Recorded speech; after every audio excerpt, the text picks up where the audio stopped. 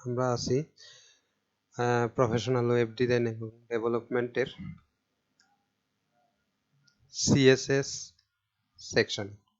মানে আমরা HTML complete করে আছি, এখন আমরা সিএসএস এর মধ্যে শুরু করতেছি। সিএসএস এর ফার্স্ট পার্ট। সিএসএস এর সাথে এখন আমরা পরিচয় হব যে সিএসএস আসলে আমাদের কেন দরকার পড়বো, কখন দরকার পড়ে, এগুলো নিয়ে।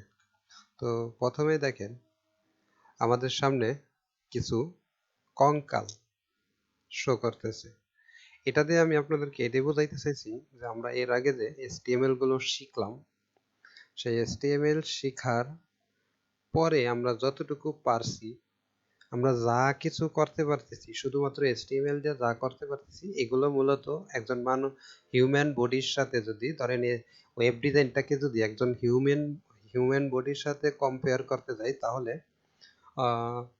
HTML-টা হচ্ছে কঙ্কাল। HTML-টা হচ্ছে কঙ্কাল।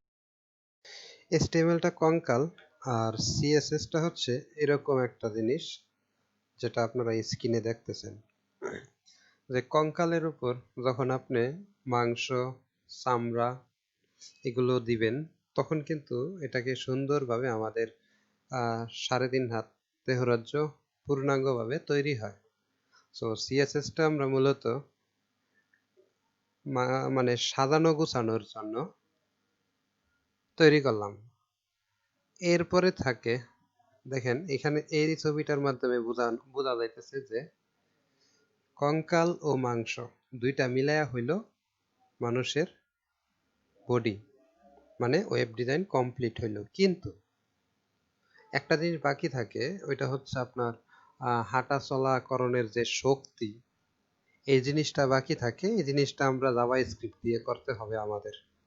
সো আসেন আরেকবার ভালো করে দেখি। আরেকটু এক্সাম্পল যদি দিই, তাহলে এইভাবে এক্সাম্পল দিতে হবে। এক্সাম্পলটা হবে এরকম, ধরেন